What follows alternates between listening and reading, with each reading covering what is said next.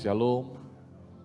Oke, saya nggak mau kehilangan momentum ketika kita semua sudah ikut Bible Camp dengan semangat dan Pastor Paul sudah mengajarkan dengan sangat baik dan saya yakin dan percaya Tuhan menyingkapkan banyak hal untuk kita. Walaupun hal itu kelihatan berulang, saya paling suka, saudara. Mengapa? Karena hal berulang itu sebenarnya mempermudah kita. Tuhan sebenarnya tidak pernah mau buat kita sulit dalam hidup. Tapi kita merasa tidak puas kalau terlalu sederhana. Kita suka kelihatan pinter, ya kan? Kita pengen sesuatu yang baru, kita bilang baru gitu ya. Padahal tidak ada yang baru di bawah matahari.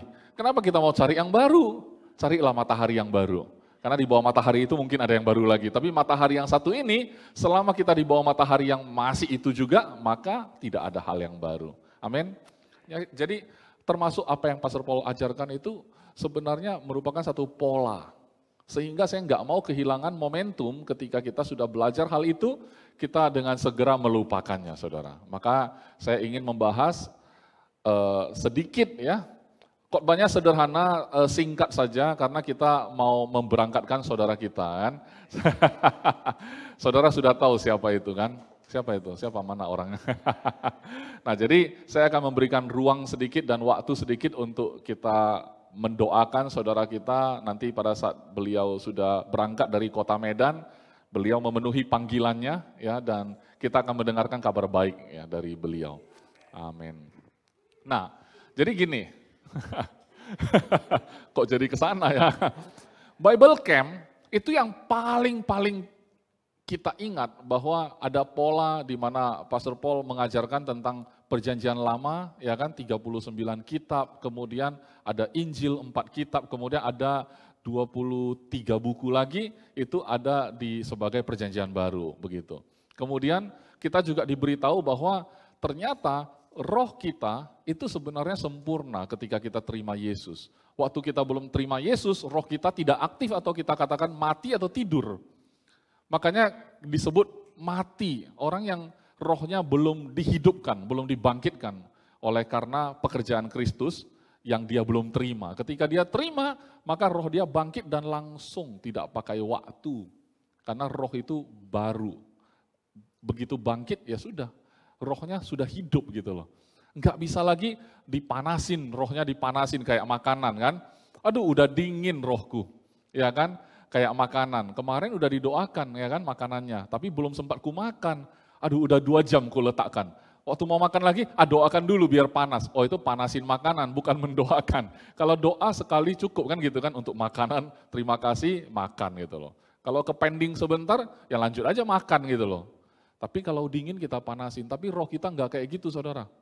Ya kan walaupun saudara pasti dalam memori ada ayat biarlah rohmu menyala-nyala kan gitu kan. Berarti kan bisa kita panas-panasin pastor. Kalau bicara rohnya menyala, itu kan bukan berarti rohnya mati. Biarlah rohku hidup-hidup kan bukan. Maksudnya kan supaya saudara bersemangat gitu loh. Bukan berarti rohnya lagi mati, padam. Hidupkan lagi, tambah api, tambah minyak biar dia lebih bernyala lagi. Bukan seperti itu, tapi roh itu sempurna. Kenapa bisa sempurna? Karena dia bersatu dengan Roh Kudus. Amin. Dan itu sudah secure, itu sudah aman, itu sudah nggak bisa diganggu gugat, itu sudah final, nggak bisa lagi diganggu gugat. Pertanyaan berikutnya, bagaimana dengan jiwa, bagaimana dengan tubuh? Ternyata jiwa kita itu perlu diubah. Betul kan? Masih ingat kan? Nah ketika jiwa itu tidak mengalami perubahan, kata orang, kok kamu udah jadi orang Kristen, nggak ada perubahan ku tengok. Bahkan lebih sombong dari sebelumnya. Sebelumnya aja udah sombong, kali ini lebih sombong lagi. Kenapa? Katanya dosa nggak dihitung lagi. Waduh, dulu aja udah banyak berdosa. Begitu terima Yesus nggak dihitung dosanya, lebih puas-puasin untuk berdosa lagi. Itu berarti nggak mengalami perubahan dalam pola pikir kita, pemahaman kita, kan begitu. Nah kalau tubuh bagaimana? Kalau tubuh itu enggak banyak masalah, Pastor Paul bilang begitu, masih ingat? Saya sangat ingat karena saya yang terjemah. Makanya saudara kalau ditugaskan menerjemahkan, itu posisi paling strategis untuk mengingat khotbah. Ya. Mungkin kita perlu bikin khotbah bahasa Batak kali. Ya, bisa. Sayang ya, pembicara bahasa Batak kita sudah mau berangkat ya. Aduh. Saya khotbah bahasa Indonesia terjemahkan dalam bahasa Batak kan gitu ya. Nah, jadi di dalam jiwa masih ingat nggak ada 5 elemen? Apa itu yang pertama? Udah 5 itu. Ada memori, ada intelek, kepintaran kita untuk menganalisa, ada imajinasi, menghayal kan, membayangkan. Oke. Kemudian ada emosi yang perasaan kita. Setelah dengar informasi ini, apa yang bergejolak? Nah, itu. Atau kita dalam hati apa yang kita rasakan gitu ya. Baru yang terakhir adalah kehendak. Memori udah tadi. Yang terakhir kehendak. Yang 4 elemen, ya kan, karena kita punya memori masa lalu, kita juga pintar menganalisa, kita juga pintar berimajinasi, kemudian kita ada perasaan yang muncul, akhirnya kita putuskan sesuatu, itulah kehendak. Setelah kita putuskan, tubuh kita mengeksekusi. Tubuh kita kan gerak. Kalau misalkan kita, rasanya lapar ini, cocok kali kalau Indomie kita masak, dingin-dingin ya kan, ini Indomie kuah, wah panas-panas, hangat-hangat membayangkan, wah aromanya belum dimasak loh, aromanya udah kerasa. Akhirnya kita punya kehendak yang tidak bisa ditunda, yaitu makan Indomie. Harusnya pakai saksang lagi. Ada memori soalnya. Makanya hari ini saya mau sharing dengan sederhana, ada 2 Adam yang di-challenge atau dicobai, diganggu, dites, diuji ya, diuji 2 Adam, saudara. Saudara nggak usah jadi Adam ketiga. Kenapa? 2 Adam ini cukup, saudara. Untuk kita petik, ya kan? Karena itu pola. Coba kita lihat ada pola di sana. Sebenarnya iblis ya, itu polanya juga enggak berubah. Iblis itu penipu, setuju? Nah, kalau dia setiap kali bicara, mencoba untuk melemparkan keraguan-raguan, caranya selalu lemparkan tipuan. Lucunya anak Tuhan suka makan tipuannya. Padahal polanya sama. Saudara kalau main kartu, main kartu ya kan, kartu lawan udah tahu kita. Kita tahu kartu lawan, siapa yang menang saudara? Harusnya kita kan, karena kita tahu kartu lawan. Harusnya kita yang menang kalau main kartu. Ini khotbah apa kok bahas main kartu? Ya tapi kalau dalam sebuah permainan, ketika kita tahu kartu lawan, harusnya kita menang. Tapi kalau masih kalah juga, itu namanya apa ya? Ada masalah dengan intelek ya? Atau, pastor aku tahu kartunya tapi lupa. Memori ada masalah. Memorinya lost ya, corrupted ya. Kalau memori card kita corrupted nggak bisa isi apalagi bahan. Ya, terus intelek bermasalah, nggak bisa diproses, udah dikasih tahu berulang-ulang, ya kan, nggak bisa proses karena masalah di intelek, imajinasi, kita suruh membayangkan, nggak bisa dia bayangkan. Ada orang-orang yang sedikit kurang di bagian salah satu elemen dari jiwa. Kalau saya ngomongnya jadi kasar ya, ada masalah di jiwa, tapi maksud saya ada mungkin gangguan, kekurangan di dalam salah satu elemen di dalam jiwa. Katakan saudara sempurna, tidak ada masalah di dalam jiwa ini. 5 elemen bagus, tapi kok sering jatuh, kok sering ditipu. Padahal kartu lawan udah tahu, tapi asik-asik itu aja. Jatuh lagi ke lubang yang sama. Juga ada pola, kejatuhan kita pun punya pola. Oleh sebab itu solusi kita cuma satu saudara, firman Tuhan. Mengapa? Karena kalau bukan karena firman Tuhan, maka tidak ada yang akan bisa mengubah hidup seorang percaya. Katakanlah kita terima Yesus, kemudian tidak ada Alkitab, saudara. Kita semuanya berimajinasi sendiri, kita bilang bahwa Tuhan Yesus dulu waktu hidup sekitar 2000 tahun yang lalu, tapi nggak ada Alkitab nih. Wah, semua ngomong seenaknya. Kita berubah nggak pola pikir kita? Berubah, tapi makin kacau. Ya kan? Kita bikin teori baru. Karena kita anggap pengalaman masa lalu nggak jalan ini. Kita pernah ajar ini, nggak bisa. Ayo kita meeting lagi, ya kan? Apa yang kita mau ajar? Maka mereka ubah lagi gitu loh. Kita tugasnya bukan itu. Kita perlu meeting sama Tuhan saja, dengan firman Tuhan. Amin? Kita ke Bible Camp itu ibarat kita meeting, ada orang yang ngajar, Pastor Paul mengajar pada waktu itu, kita tinggal sepakat atau enggak aja. Kalau saya sepakat. Kenapa? Karena memang betul, dalam jiwa, itu 5 elemen itu selalu beruntun. Kalau misalkan kita sudah move on dari satu masalah, muncullah masalah baru. Challenge-nya datang.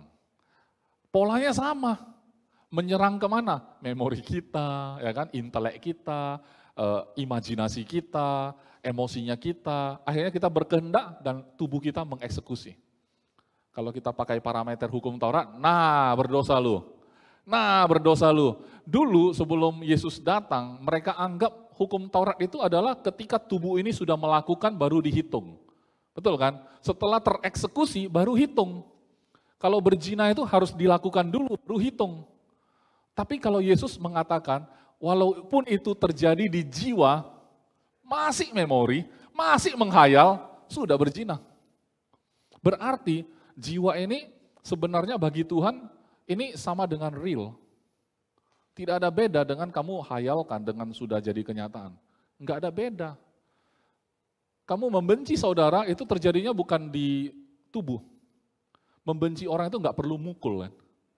Duduk aja, senyum aja bisa benci.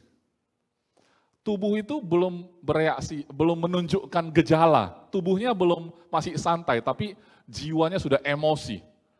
Sudah benci, menghayal yang enggak, inteleknya langsung muter, gimana aku mau balas dendam gitu. Itu udah benci, belum dilakukan, sudah membunuh.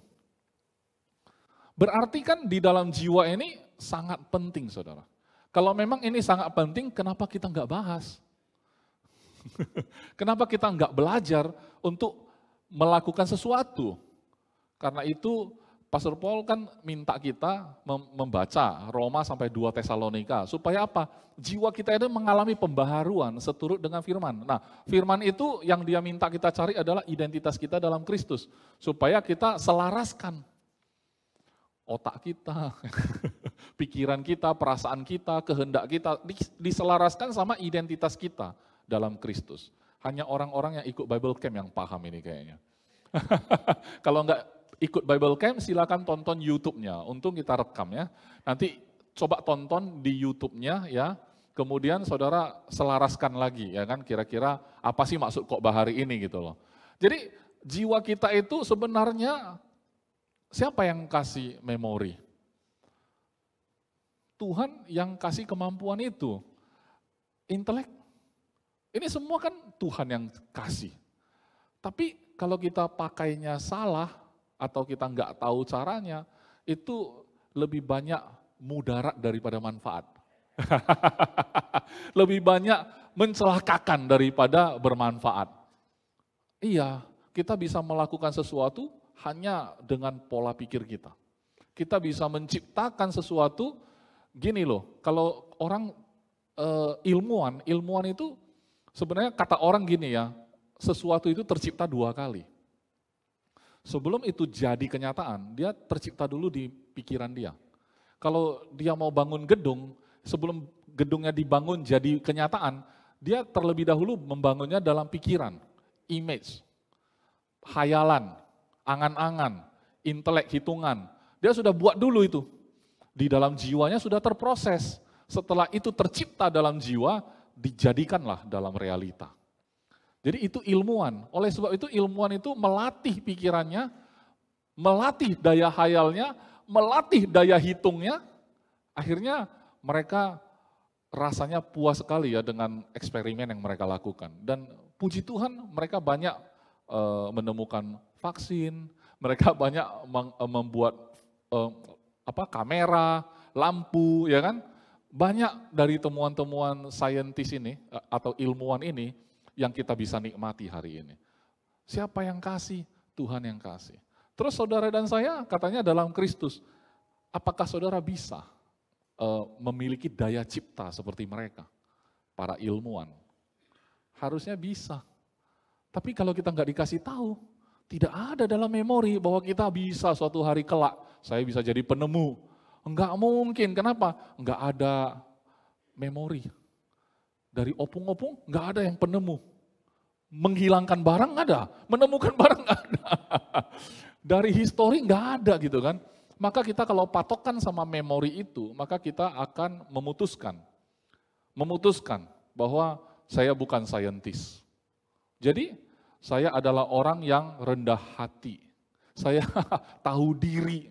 Saya nggak mau menggantungkan cita-cita setinggi langit karena nanti kalau jatuh sakit. Karena kalau tinggi jatuhnya lebih sakit. Bagusan pendek-pendek aja. Kalau jatuh cuman dikit aja sakitnya. Wah, nampaknya berhikmat. Kedengarannya enak. Ya kan? Tidak usah repot. Kita ini kan orang tahu diri. Pastor, bukannya saya nggak mau punya impian ya. Bukannya saya nggak punya cita-cita ya. Tapi jangan sombong. Dalam Tuhan kita nggak boleh sombong kok pastor. Nanti kalau kamu udah cita-citakan, nggak kejadian, nanti kecewa. Saya nggak mau. Saya sih udah puji Tuhan, udah kayak gitu. Boleh nggak kayak gitu? Kalau saudara mau, boleh. Itu kan hidupnya saudara. Iya kan? Tapi kalau saudara adalah keluarga saya mau katakan, jangan berhenti sampai di situ. Mengapa? Karena itulah posisi manusia yang sudah banyak jumlahnya di muka bumi ini. Saudara, hidup manusia yang seperti itu sudah banyak. Paling-paling orang-orang yang sukses ya, orang-orang yang benar-benar melatih jiwanya, kemudian dia memetik manfaat dari sana, paling-paling jumlahnya 20% paling banyak. 80%-nya nggak paham itu semua, orang-orang pintar ini yang mengakalin mereka. Iya kan? Saya pernah lagi lihat survei, katanya jumlah dana, jumlah uang yang beredar di dunia, itu 80%-nya di tangan 20% orang. 20% pegang 80% uang dunia. Jadi yang 80% manusia pegang berapa? Pegang 20 aja. Itu pun rebutan. Makanya orang yang penghasilannya luar biasa juga, dikit jumlahnya. Ya kan? Kadang-kadang kita lihat jumlah pekerja, ya kan, yang kerja 2 tahun, mungkin bagi seseorang itu penghasilan sebulan. Orang lain harus kerja 2 tahun, 3 tahun. Di total, dia cukup sebulan. Penghasilan sudah segitu. Itu pun dia bilang dikit. Yang ini, udah puji Tuhan. Jadi mau gimana? Boleh enggak? Boleh. Tapi mau berhenti enggak sampai di situ? Itu maksud saya. Kalau saudara enggak mau berhenti, maka saudara sebenarnya, Kristus itu kan sebenarnya penuh ya. Penuh. Apakah saudara izinkan Kristus itu termanifestasi menjadi kenyataan dalam hidupmu? Karena Tuhan memang tidak pernah memaksa kita. Oke? Nah, oke. Saya ingin mengajak saudara untuk melihat 2 Adam, ya, yang diajak bicara sama si iblis. Musuh kita kan tetap iblis kan? Iya, dia suka lempar lempar statement, lempar pernyataan, pola pikir, lempar-lempar berita gitu kan, buat kita itu bereaksi secara jiwa. Membuat kita memorinya bekerja, inteleknya bekerja, emosi kita bekerja, imajinasi kita bekerja, akhirnya kita berkehendak sekian seperti itu. Dan akhirnya kita salah gitu ya. Salah. Syukurnya hari ini apapun yang terjadi, saudara sudah dalam Kristus, salah, saudara tetap dalam Kristus, cuman sayang waktunya. Itu aja yang saya mau maksud, saudara. Sayang aja waktunya, saudara jungkir balik gitu ya. Jungkir balik memang dalam Kristus, tapi jungkir balik, habis waktunya, dijemput pulang sama Bapak. Sayang aja gitu ya. Oke, kita lihat di Kejadian 3. Kejadian 3, ya ini sederhana, tapi bagi saya ini sangat signifikan. Ya, Kejadian 3 ayat 1. Adapun ular ialah yang paling cerdik dari segala binatang di darat yang dijadikan oleh Tuhan Allah. Ular itu ya, kok saya bisa baca ini? Ular itu berkata kepada perempuan itu. Berarti ada yang nonton ya, ular itu bicara sama perempuan itu. Tentulah, ini kata ularnya, tentulah Allah berfirman, semua pohon dalam taman ini jangan kamu makan buahnya, bukan? Itu apa itu? Memori. Cak buka dulu memorimu, cak buka galeri fotomu itu, ada foto itu kan? Tahukah kamu kapan diambil foto itu? Nah, terus kita pun merenungkan, membayangkan, mengingat-ingat kan gitu kan. Nah itu waktu itu suamimu lagi selingkuh itu. Wah marah. Kan gitu kan. Nah kemudian katanya jangan kamu makan buahnya bukan? Ayat 2. Lalu sahut perempuan itu kepada ular itu. Buah pohon-pohonan dalam taman ini boleh kami makan.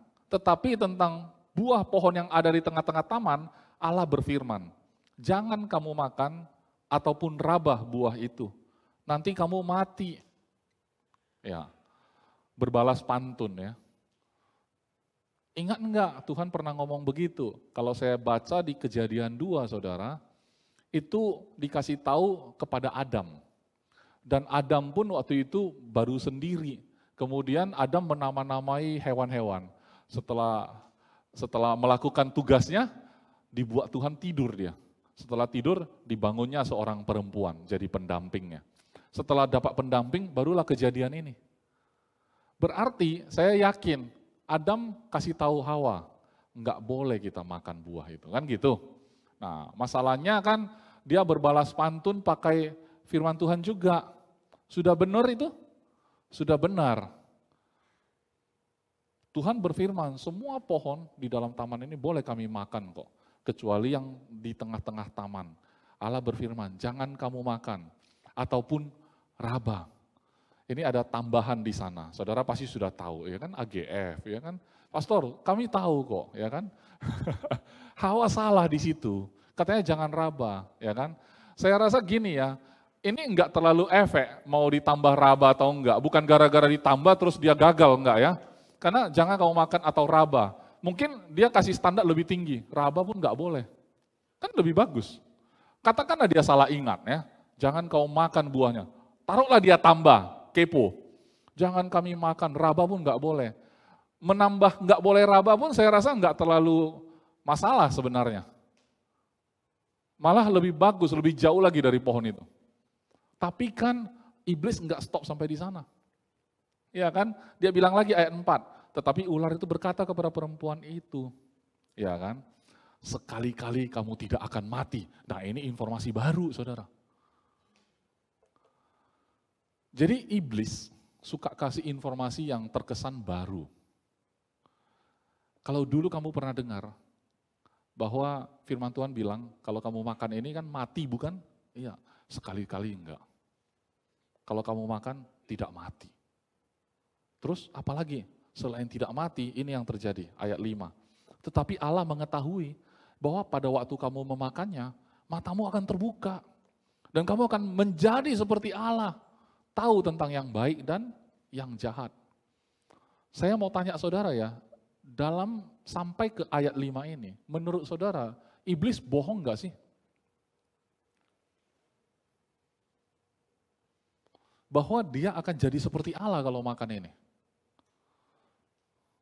Apakah sebelum makan, Adam dan Hawa belum seperti Allah? Sudah. Kalau sudah, berarti iblis bohong.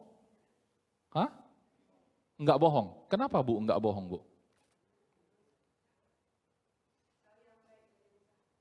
Karena memang setelah makan, betul dia tahu jadi yang baik dan jahat. Sebelum makan dia enggak tahu itu baik, itu jahat.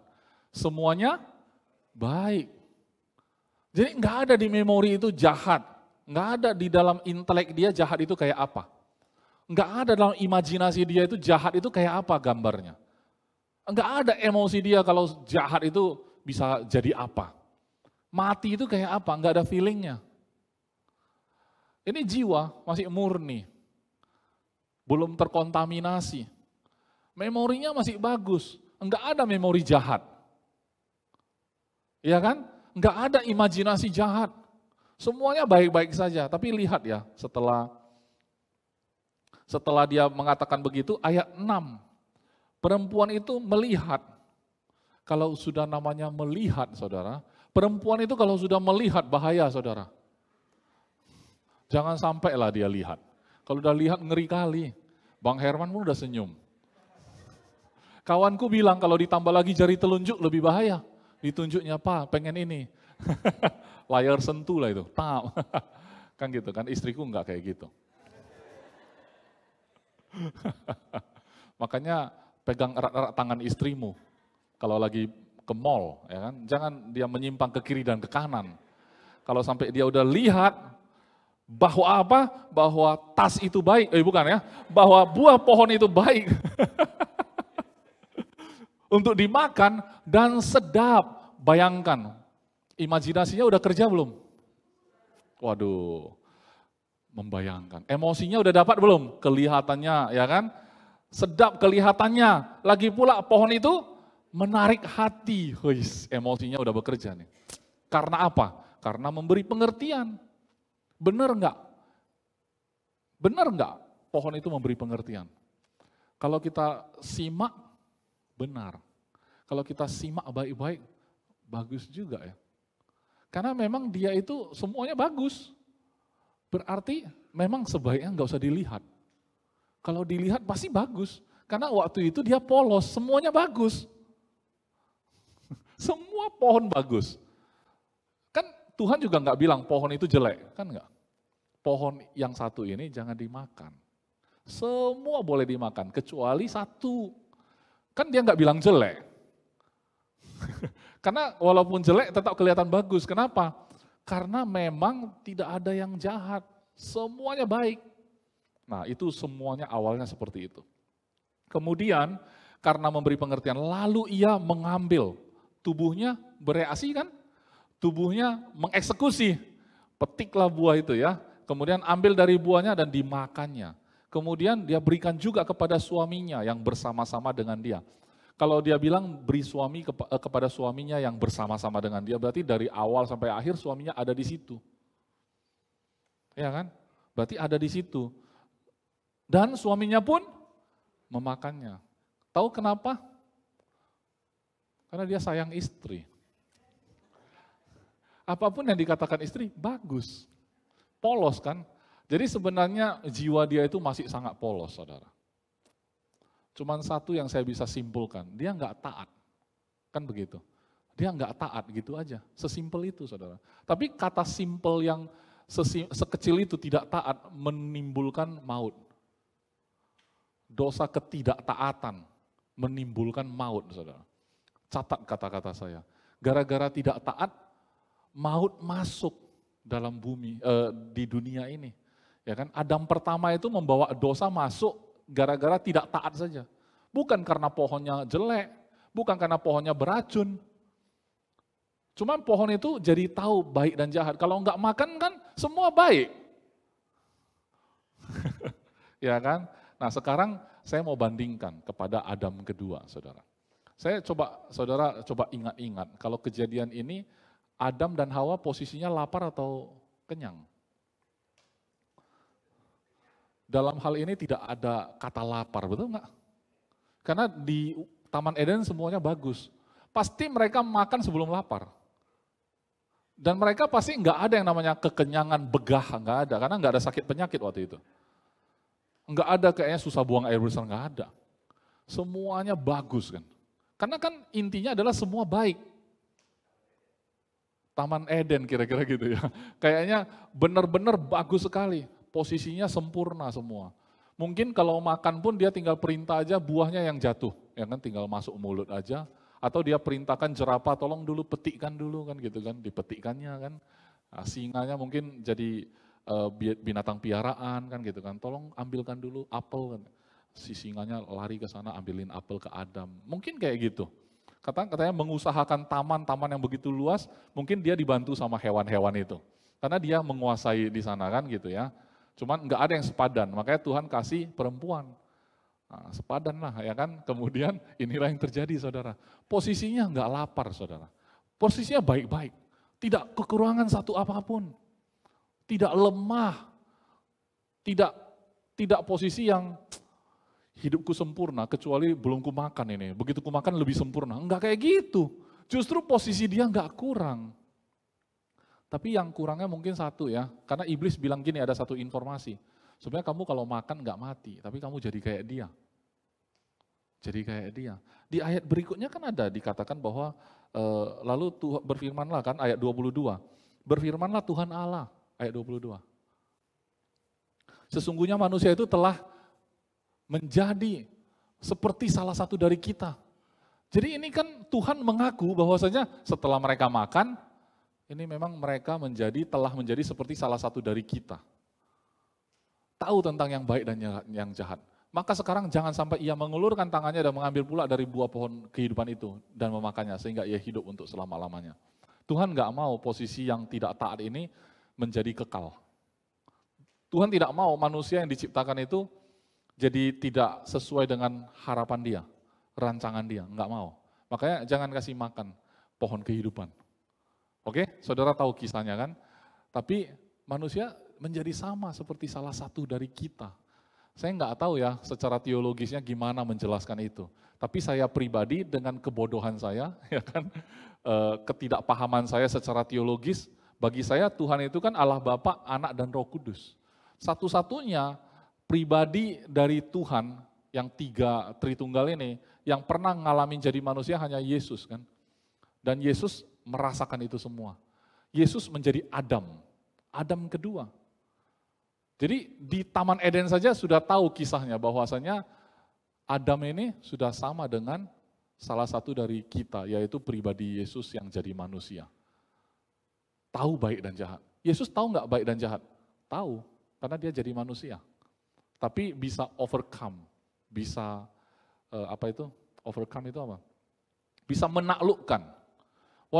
Karena kita nggak bisa handle. Kalau kita dikasih tahu, Pak, ini baik ya Pak, tapi Pak ini jahat, jangan Bapak lakukan ya Pak.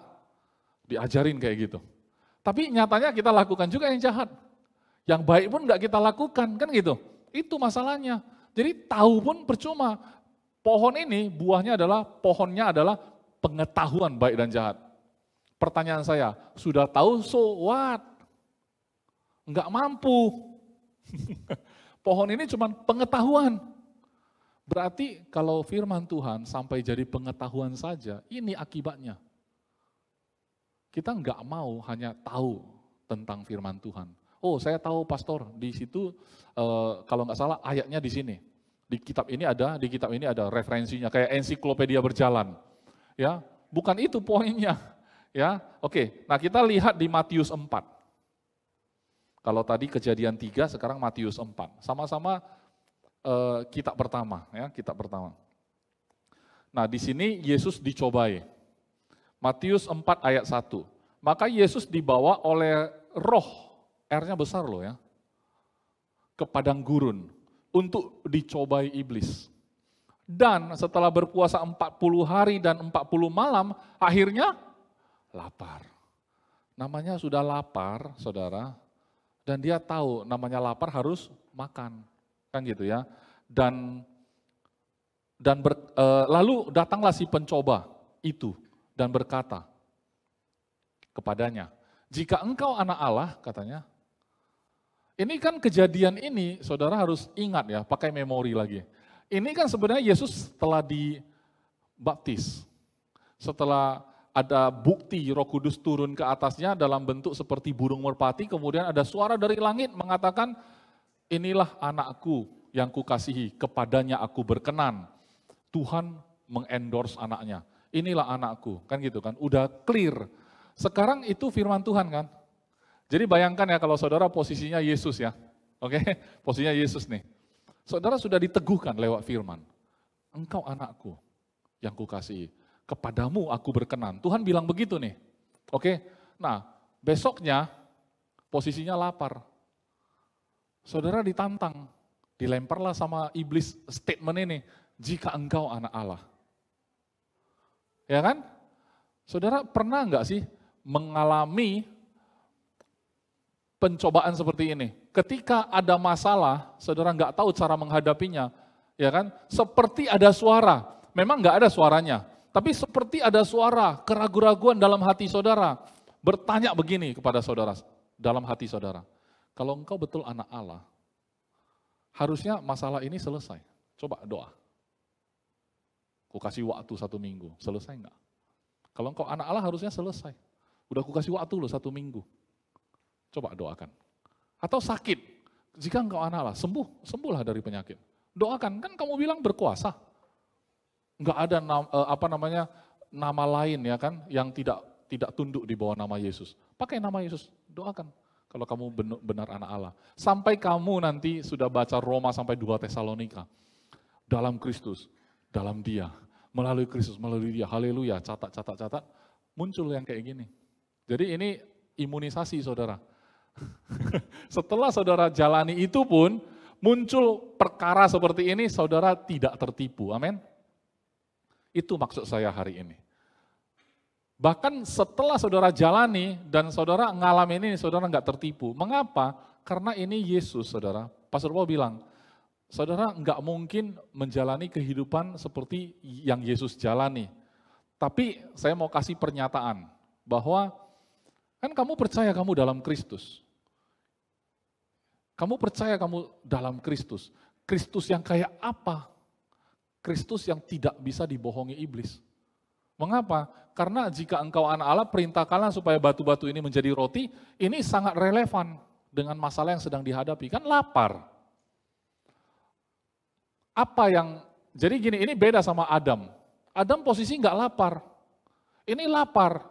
Adam tidak ada alasan untuk harus makan. Semua boleh dimakan kok. Iya kan? Cuma satu yang nggak boleh, kok dia makan. Datang ini, memang harus makan. Saatnya makan, buka puasa. Bisa nggak batu jadi roti? Bisa. Tapi perlu nggak dilakukan kayak gitu? Nggak perlu. Bagi saya, kalau Yesus mau tidak perlu tunggu iblis yang mancing.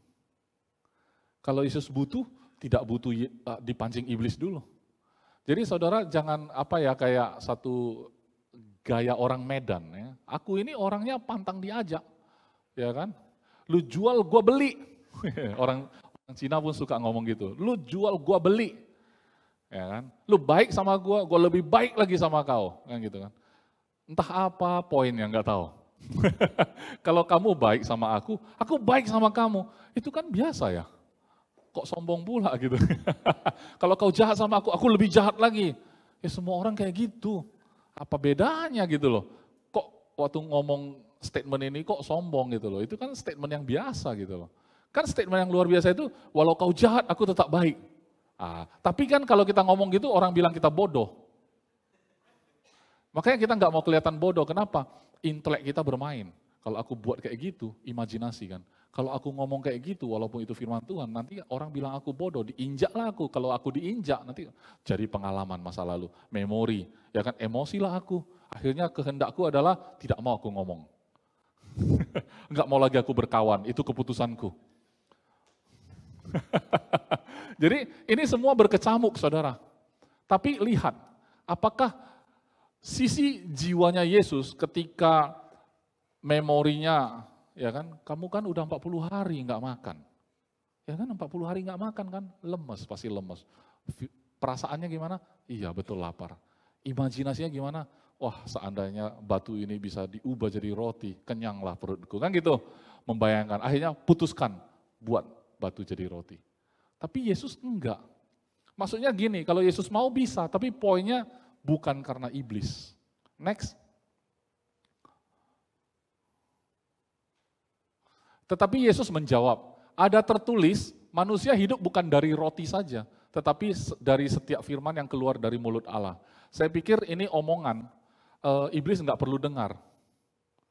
Maksudnya walaupun ini Yesus bicara sama iblis kayak begitu, nggak ada gunanya ngomong kayak gitu sama iblis sebenarnya. Ini gunanya untuk kita yang baca. Paham ya saudara? Kalau ini bukan gunanya untuk kita, ngapain dicatat? Percakapan sama iblis itu nggak ada gunanya. Tapi kalau itu tercatat, gunanya untuk kita. Supaya jangan dibohongin, ini kartunya dia. Jadi Yesus sebenarnya mempermalukan iblis untuk kita baca hari ini. Ya kan? Bahwa bukan soal roti. Ingat ya, bukan dari roti saja. Kalau bukan dari roti saja berarti termasuk roti kan? Kita memang harus makan kan? Iya. Tetapi bukan dari itu saja.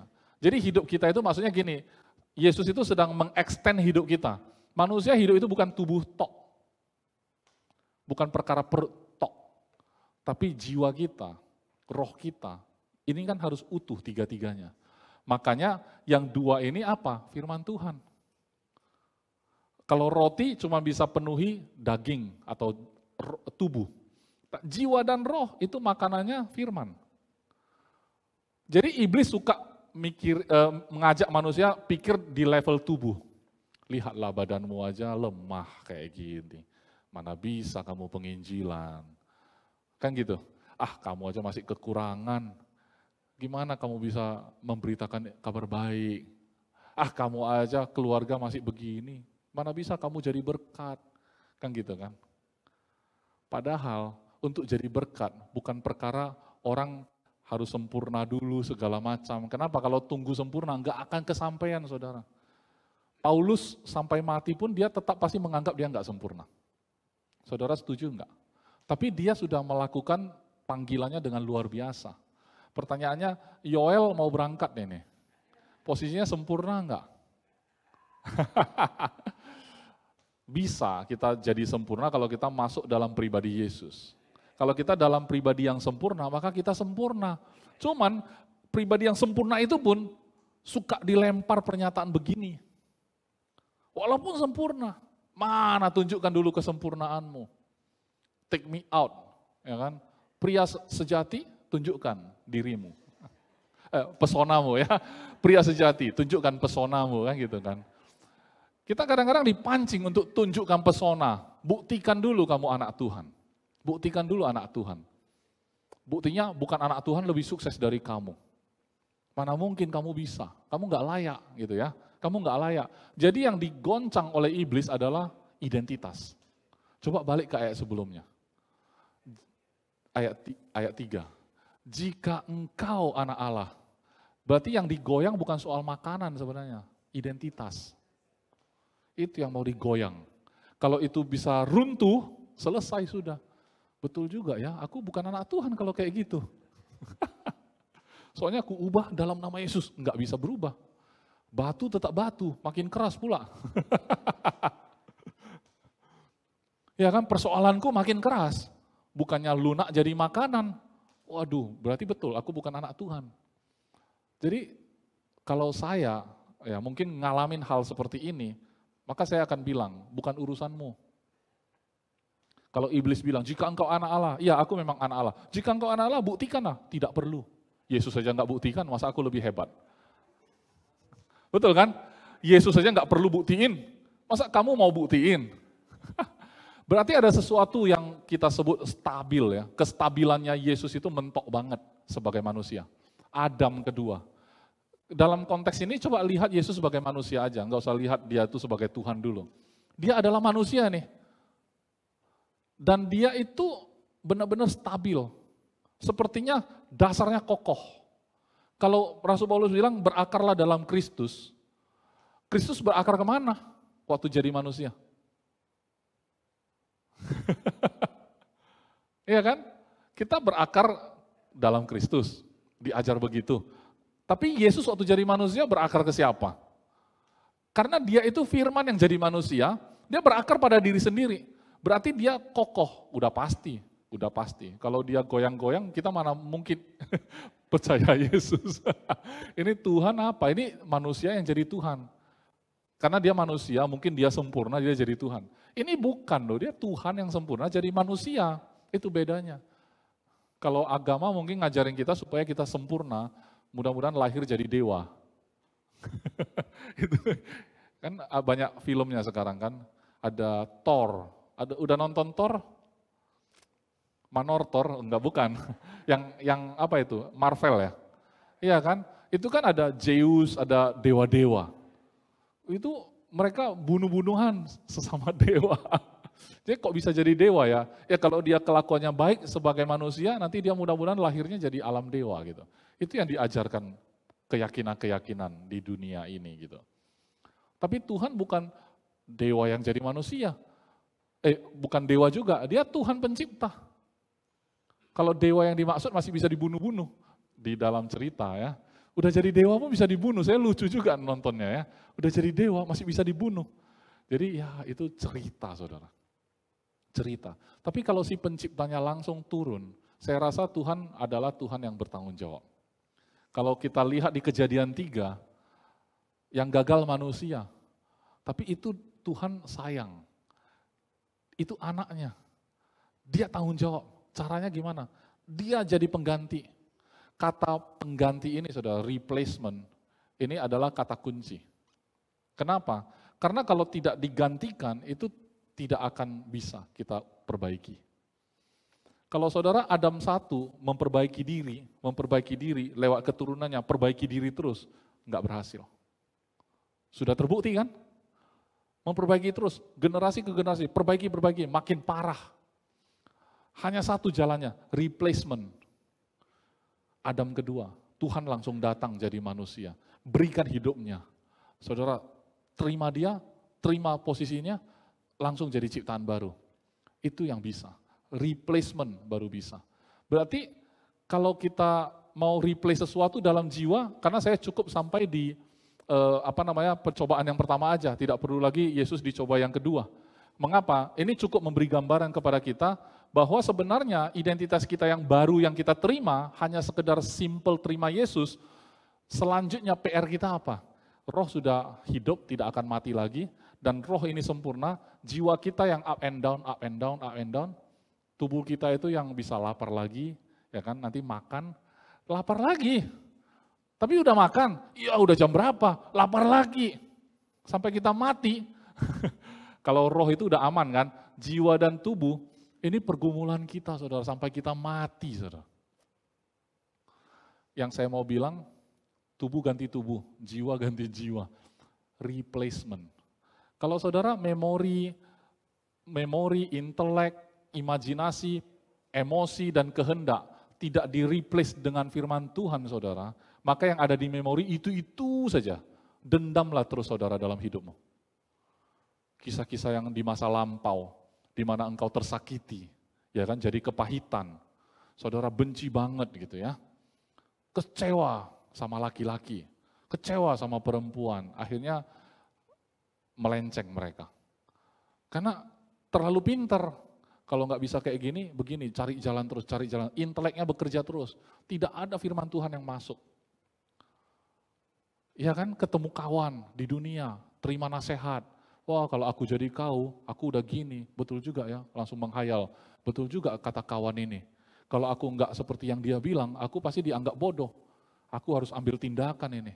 Oke lah, besok aku jumpa dia, aku kasih tahu sama dia. Ya kan, aku belak-belakan aja. Aku orangnya kayak gitu memang. Oke, aku akan tunjukkan siapa aku. Jika engkau anak Allah, enggak, aku enggak mau jadi anak Allah. Aku adalah aku. Itu kan kata Tuhan, aku adalah aku. Tapi kita bilang, aku adalah aku memang kayak gini. Saudara, itu enggak ada replacement berarti. Saudara enggak paham apa arti ciptaan baru. Saudara kayak biasa dunia ini. Waktu terjadi masalah, bereaksi seperti itu. Kita dalam Kristus, ada masalah, bereaksi juga kayak gitu. Berarti itu membuktikan tidak ada replacement, tidak ada penggantian, tidak ada pengganti. Pasokan informasi yang kita terima tidak ada bedanya dengan yang diterima orang dunia. Padahal harusnya kita terima firman Tuhan. Kita harus makan dari firman Tuhan, bukan hanya roti saja, tetapi setiap perkataan yang keluar dari mulut Allah. Kalau misalnya kita baca Roma sampai 2 Tesalonika, itu adalah makanan bagi kita, maka makanlah sesering mungkin kan. Nah waktu kita makan, terjadi perubahan. Karena jiwa kita itu diperbaharui. Rohnya sudah aman, jiwa diperbaharui, tubuh kita menjadi lebih sehat secara tidak sadar. Ya kan? Tidak ada lagi orang yang perlu ngasih tahu, ya kan? Pak, jangan konsumsi ini. Pak, jangan makan makanan tidak sehat. Bu, jangan seperti ini ngomong sama anak. Ya kan? Mengajar anak itu enggak usah manusia yang ajarkan lagi, saudara. Kenapa? Pada saat kita belajar sendiri dari firman Tuhan itu menggantikan pikiran kita, memori kita digantikan sama firman Tuhan. Kita hayalkan, yang kita hayalkan imajinasinya adalah firman. Kan katanya pikirkan semua yang di atas, yang sedap didengar, yang manis. Kan gitu kan? Pikirkan hal-hal di atas di mana Kristus berada. Itu sesuatu yang nampaknya tidak masuk akal, tapi kita lakukan. Kenapa kita lakukan? Karena itu firman Tuhan. Daripada kita lakukan firman iblis. Ya kan? Hawa aja melakukan yang ular bilang. Sekarang firman Tuhan ada, kenapa enggak kita lakukan? Kan gitu. Izinkan itu mengganti posisinya yang ada di memori kita. Memori itu cara kerjanya ya, setahu saya ya saudara, enggak tahu saudara setuju atau enggak. Memori itu lebih gampang mengingat yang sering kita lakukan. Setuju? Ya kan? Yang paling sering kita lakukan, alam bawah sadarmu bisa jawab. Buktinya kalau kita ke kantor ya kan, oke setiap pagi bangun, mandi, habis selesai semua, makan ya kan, kemudian mau berangkat nih, arahnya ke kantor melulu. Kenapa? Karena sering lakukan, sering memori, alam bawah sadar, akhirnya refleks kita lakukan. Kemudian memori juga gampang mengingat yang pertama kali kita lakukan. Contohnya, pertama kali naik pesawat, Bang Jack kapan itu? Seru nggak yang pertama? Ada posting di Facebook kalau nggak salah waktu itu ya. Ada yang kasih tahu, pegangan bang, pegangan. Siapa itu yang bilang, pegangan ya, yang kenceng pegangan sama kayak di angkot gitu ya. Nah, sesuatu yang pertama kita lakukan itu pasti memorinya lebih kental. Kalau yang udah berapa kali naik pesawat? 8 ya. Yang keempat kali kemana? Bingung nggak? Yang pertama kali kemana? Itu, gampang ingat. Yang pertama gampang ingat. Yang terakhir kali kemana? Itu. Yang tengah-tengah lupa kan? Iya. yang pertama kali, yang terakhir kali, yang sering-sering, itu gampang ingat. Jadi kalau itu di-replace dengan firman Tuhan, yang sering-sering kita dengar adalah firman. Awal-awal kita bangun pagi, firman. Waktu akhir-akhir kita mau tidur, firman misalnya. Wah, itu lebih gampang lagi. Itu yang terjadi di memori. Tapi kalau misalnya berita soal COVID, yang sering kita dengar COVID. Nampak orang yang nggak COVID pun belum COVID kau. Jadi dia yang aneh. Yang belum COVID yang aneh. Kenapa? Karena memorinya nggak ada yang nggak kena COVID. Masa kau nggak kena? Intelek nggak bisa terima. Masa nggak kena? Kok bisa? Jangan-jangan kau udah kena tapi kau nggak tahu, kan gitu. Yang nggak kena yang jadi salah. Karena itu yang kita renungkan siang dan malam. Katanya renungkanlah firman Tuhan siang dan malam. Yang kita renungkan berita-berita, YouTube. Kalau Pastor Paul bilang YouTube. Di Facebook kamu baca-baca kan.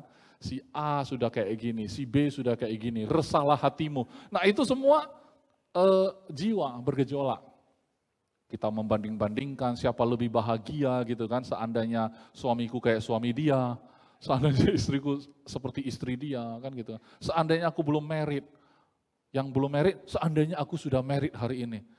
Mikir yang enggak gitu ya, yang enggak ada pada dia. Yang sudah ada sama dia pun digoncang. Jika engkau anak Allah, sudah anak Allah belum? Sudah. Jika engkau anak Allah, maka langsung tampar aja. Diam kau, jangan lanjutkan. Jika engkau anak Allah, diam, aku memang anak Allah. Udah, jangan ajak ngomong saudara. Soalnya kalau melihat dari Hawa di Kejadian, karena dia lihatlah pohon ini. Betul juga ya. Betul juga ya. Harusnya kan si ularnya ditampar aja langsung, jadiin sop. Dulu nggak ada, soalnya belum ada pembunuhan. Ya, ular masih lucu gitu ya. Iyalah kan semua baik, kan gak ada yang jahat ya kan. Ular paling cerdik bagus kan? Bagus. Ular adalah binatang paling cerdik, bagus kan cerdik itu. Cerdik itu nggak negatif loh, bagus itu. Begitu makan baru tahu jahat. Jadi baik dan jahat bukan persoalan kita, ya kan? Yang jadi persoalan adalah jika engkau anak Allah maka cukup sudah. Enggak usah bukti, enggak usah apa-apa. Tapi saat jiwamu sudah dipenuhi firman Tuhan, kamu akan terbukti dengan sendirinya. Amin. Karena itu cara berbuah. Yang Pastor Paul bilang berakar saja. Yang penting kamu tetap di dalam tanah, berakar ke bawah, di mana ada air, di mana ada firman, nanti buah itu otomatis muncul. Berarti apa? Untuk berubah dalam hidupmu, Jika engkau anak Allah, mengubah ini semua, enggak perlu kamu ubah. Kamu tetap saja menjadi anak Allah, otomatis berubah. Amin? Otomatis berubah. Memang ini enggak masuk akal. Enggak apa-apa. Karena kita sedang menyembah Tuhan yang memang tidak masuk akal.